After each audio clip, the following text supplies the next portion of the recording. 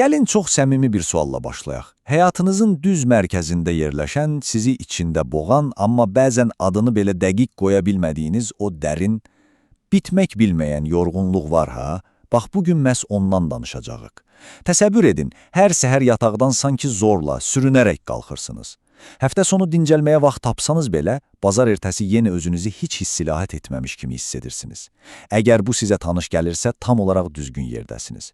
Bugünkü təhlilimizdə biz sadəcə yorğunluqdan yox, həyatımızı sözün əsl mənasında ələ keçirən bu müasir tükənmişliyin fəlsəfi köklərindən danışacağıq. Birlikdə bu problemin dərinliklərini enəcəyik. Başladıq. Əsas sualımız budur. Niyə biz həmişə belə yorğunuq? Fikir vermisinizsə, hər yerdə bizə eyni şeyi aşılayırlar. Deyirlər ki, çox çalışsan, bu müasir hustle culture dediyimiz, yəni dayanmadan işləmə mədəniyyətinə ayaq uydursan, nəhayət o arzuladığın azadlığa, mütləq xoşbəxtliyə qovuşacaqsan. Hər yerdə daimi motivasiya videoları, inkişaf kursları, uğur hekayələri. Amma reallıq nədənsə tam fərqlidir. Reallıqda biz özümüzü heç də azad və ya xoşbəxt hiss etmirik. Əksinə, sadəcə olaraq tükənmişik, elə deyilmi? Bəs bu paradoksun arxasında nə dayanır? Biz harda belə böyük bir səhvə yol verdik? Baxın, bu qəliz vəziyyəti, bu mürəkkəb mənzərəni anlamaq üçün çox maraqlı bir bələdçimiz var.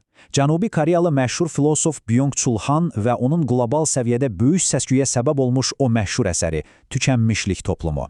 Bu kitab əslində günümüzün bu yorğunluq epidemiyasını anlamaq, ona dəqiq diaqnoz qoymaq üçün əlimizdəki ən mükəmməl xəritədir.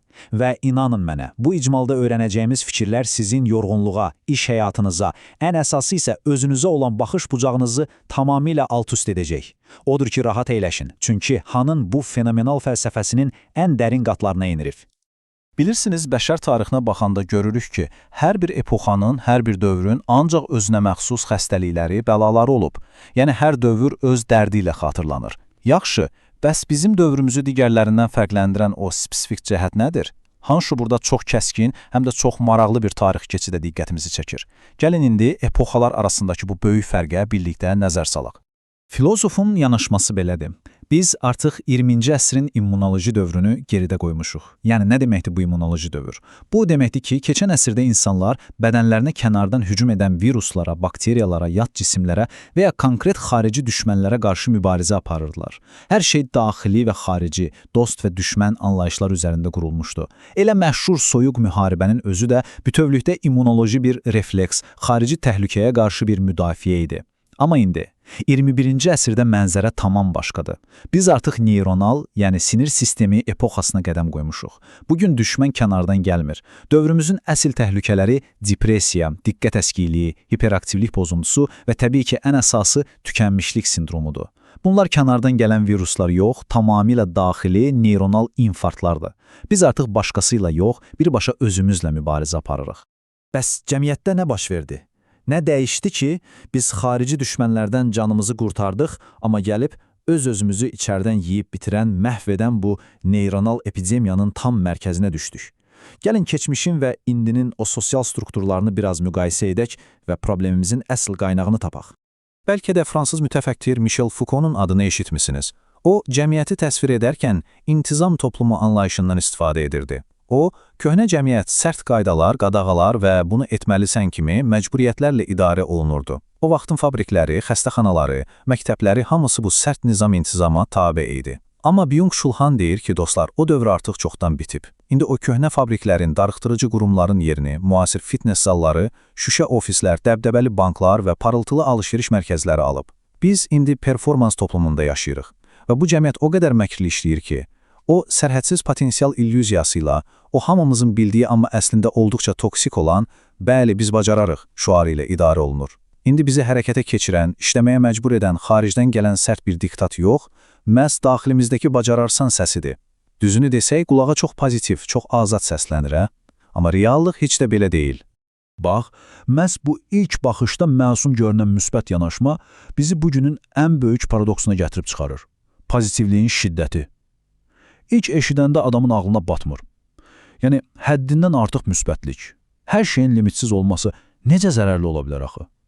Necə ola bilər ki, daim pozitiv olmaq bizim psixikamıza qəddar və məhvedici bir şiddət tətbiq etsin? Gəlin izah edim. Hanın çox sarsıdıcı bir fikri var. O deyir ki, depressiya həddindən artıq pozitivlikdən əziyyət çəkən bir cəmiyyətin xəstəliyidir. Bu sadəcə bir cümlə deyil, bütün bu tükənmişlik fəlsəfəsinin onurğa sütunudur. Ham bizə demək istəyir ki, bugün sistemin ən böyük problemi negativlik, mənfi şeylər və ya qadağalar deyil. Əsl problem eyniliyin, istehsalın və dayanmadan axan informasiyanın həddindən artıq, çox, amma lap çox olmasıdır. Yəni əgər siz bugün tükənmişliyi, yorğunluq və ya depressiya yaşayırsınızsa, bilin ki, bu sizin şəxsi zəifliyiniz, bacarıqsızlığınız deyil, qətiyyən. Bu hər gün, hər yerdən bizə sırınan, daha çox işlə, şəbəkəni genişləndir, sənin potensialın limitsizdir kimi o aqressiv, kütləvi pozitivliyə qarşı sizin psixanızın verdiyi tam təbii, sistemli bir reaksiyadır. İnsan əvvəlcə hər şeyi edə biləcəyini inandırılır, o qədər yüklənir ki, sonda heç nə edə bilməyəcək hala gəlib darmadağın olur. İndi gəlin biraz da irəli gedək və bu sistemin bizi necə ustalıqla bir tələyə saldığını görək. Çox maraqlıdır. Müasir iqtisadi sistem hər kəsi güya tam azad etdiyini iddia edir. Yaxşı, bəs necə oldu ki, biz bu qədər azadkən birdən-birə öz-özümüzü amansızcasına istismar edən qullara çevrildik? Bunun adı özünü istismar mexanizmidir və inanın ki, bu günümüzün ən acı, ən dəhşətli reallığıdır. Baxın, keçmişdə necə idi? Başımızın üstündə əlində qamçı duran bir ağa ya da bizi saatlarla işləməyə məcbur edən sərt bir fabrik müdürü var idi. Biz də bilirdik ki, düşmən odur. Amma Han deyir ki, indi o xarici ağalara ehtiyac qalmayıb. Çünki biz artıq özümüzün sahibkarı, özümüzün müdürü olmuşuq. Heç kim gəlib bizə bunu et demir. Biz tam azad olduğumuzu düşünürük. Amma əslində könüllü şəkildə, həm də əvvəlki dövrlərdən qat-qat amansızcasına özümüzü istismar edirik. Və ən pisi də odur ki, bu istismar içimizdəki azadlıq hissi ilə birlikdə gəldiyi üçün təsiri dəhşətli dərəcədə böyük olur. Yeri gəlmişkən, indi məni dinləyən hər kəsdən xahiş edirəm, şərhlərdə səmimi şəkildə yazın. Siz də həyatda uğur qazanmaq, hədəflərə çatmaq xatirinə bəzən özünüzü heç bir mərhəmət etmədən istismar etdiyinizi hiss edirsinizmi? Zəhmət olmasa fikirlərinizi aşağıda bölüşün, çünki bu barədə oxumaq hamımızın üçün çox faydalı olacaq. Yaxşı, bura qədər danışdıqlarımız bəlkə də kiməsə çox abstrakt, sadəcə nəzəri fəlsəfə kimi gələ bilər. Bəs bu nəzəriyyə bizim gündəlik real həyatımızda konkret necə görünür? Gəlin bunu çox tanıdış, qonşu ölkənin mədəniyyətindən gələn real bir ekran nümunəsi ilə tam aydınlaşdıraq. Təhlilimizin bu nöqtəsində diqqətinizi möhtəşəm bir türk filminə çəkmək istəyirəm. Rejissor Kıvanç Sezer'in çəkdiyi Küçük Şeylər filmi. Bu film sadəcə bir komediya və ya dram deyil. Filmin baş qəhrəmanı Onur, o amansız performans rejiminin bitmək bilməyən rəqabətin içində sıxışıb qalmış tipik bir ağ yakalıqlı, yəni ofis işçisidir. İzləsəniz görəcəksiniz ki, Onur tam olaraq bizim bayaqdan bəhs etdiyimiz o fəlsəfi tələnin içində necə acınacaqlı şəkildə çabalayar. Onur əslində Hanın bəhs etdiyi o müasir performans subyektinin tam bir ekrandakı əkiz qardaşıdır. O, xarici bir düşmənin, fərqli bir sistemin yox, birbaşa olaraq öz daxilində yaratdığı təzyiqin qurbanı olur. Mütləq uğurlu olmalıyam, mənim göstəricilərim yüksək olmalıdır, mənim maşınım, evim belə olmalıdır. Bu fikirlər onu içərdən yeyib bitirir. Təsəvvür edin, otağında tək qaldıqda belə özü özünün ən böyük nəzarətçisidir. O cəmiyyətdəki yerini, statusunu qoruyub saxlamaq krizisi Onuru o qədər məhv edir ki, ətrafındakı hər kəsə, hətta öz həyat yoldaşına belə dərin bir yadlaşma yaşayır.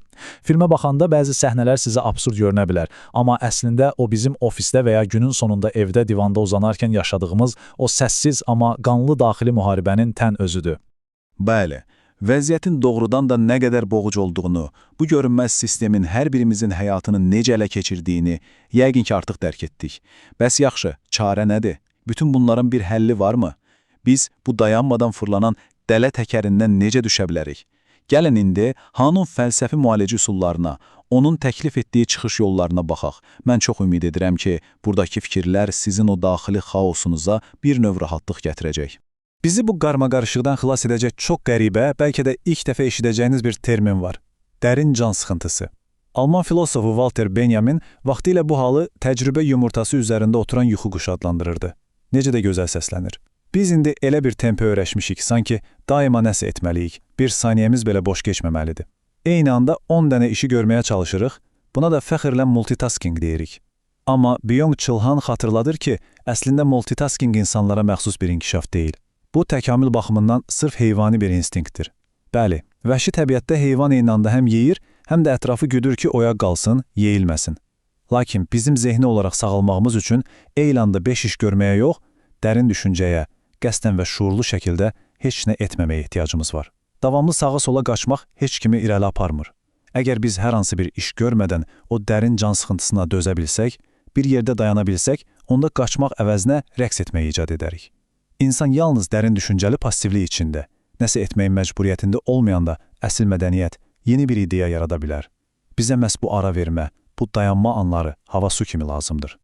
Bu şəfa və sağalma yolunda Han yorğunluğun özünü də iki çox fərqli növ ayırır. Birincisi, mən yorğunluğudur. Bu elə bizim bayaqdan bəhs etdiyimiz, hər birimizi öz kiçik dünyamıza həbs edən, digər insanları ancaq bir rəqib kimi, keçilməsi gərəkən maneə kimi görməyə vadar edən o toksik, egoist tükənmişlikdir. Amma digəri biz yorğunluğudur. Bax, bu tamamilə başqadır. Bu şəfa vericidir. Bu, arxasında heç bir məqsəd, məcburiyyət, filan şey üçün bunu edim, mənfəəti olmadan, sadəcə dinc bir yerdə heç nə etməməyin, o böyük sakitliyi başqaları ilə paylaşmağın yaratdığı müqəddəs yorğunluqdur. Avstraliyalı yazıcı Peter Handke'nin çox gözəl bir tərifi var. Deyir, bu, heç bir sözə ehtiyac olmadan insanları çox səmimi, təmiz şəkildə bir araya gətirən dinc dövrün yorğunluğudur. Və inanın ki, biz hamımız mütləq şəkildə həyatımıza o rəqabət dolu mən yorğunluğunu deyil, bu mənasız, lakin sağlam biz yorğunluğunu qaytarmalıyıq. Bütün bu dərin fəlsəfi fikirlərin işığında ən həlledici, ən can alıcı nöqtəyə gəlib çatırıq. Mən indi sizi çox vacib, özünüzə verəcəyiniz bir sualla baş-başa buraxıram. Öz heç nə etməmək, yəni əsl dincəlmək haqqınızı, o dəyərli fasilə zamanınızı bu amansız performans sisteminin əlindən necə geri alacaqsınız? O dayanmadan, dəlicəsinə fırlanan siçan təkərindən yerə düşməyə, cəmiyyətin o qəddar, həmişə nəsə etməlisən, inkişaf etməlisən deyən səsinə qulaqlarınızı bağlamağa doğrudan da cəsarətiniz çatacaqmı? Sadəcə bunu unutmayın. Sizin işə, həyata fasilə verməyiniz heç vaxt sizin zəifliyiniz deyil. Əksinə, bugünün dəli dünyasında fasilə vermək sizin ən böyük intellektual gücünüz və bu sistemə qarşı sükutla etdiyiniz ən möhtəşəm üsyanınızdır. Dostlar, mən çox ümid edirəm ki, mənbələrə əsaslanan və üzərində xüsusi çalışdığımız bu dərin fəlsəfi icmal sizin o keçməyən yorğunluğunuza, tükənmişliyinizə və ümumiyyətlə həyat tempinizə tamam başqa bir pəncərədən baxmağa kömək edə bildi. Lütfən indi siz də öz tükənmişlik təcrübələrinizi, bəlkə də bu vəziyyətdən çıxış yollarınızı rəylərdə bizimlə bölüşün. Həm bizim üçün, həm də eyni dərddən əziyyət çəkən minlərlə digər izləyicimiz üçün bunları oxumaq doğrudan da çox faydalı olacaq. Əgər gələcəkdə də kanalımızda davamlı olaraq belə düşündürücü məzmunlar, fəlsəfi təhlillər görmək istəyirsinizsə, lütfən bu videonu bəyənməyi, öz dostlarınızla paylaşmağı və ən əsası kanalımıza abunə olmağı unutmayın. Unutmayın ki, sizin dəstəyiniz alqoritmdə bizə çox kömək edir. Növbəti mövzularda, yeni təhlillərdə görüşənədək özünüzə çox yaxşı baxın və ən əsası, arada sırada sadəcə heç nə etməmək üçün özünüzə zaman ayırmağı qətiyyən yaddan çıxarmayın. Hələlik,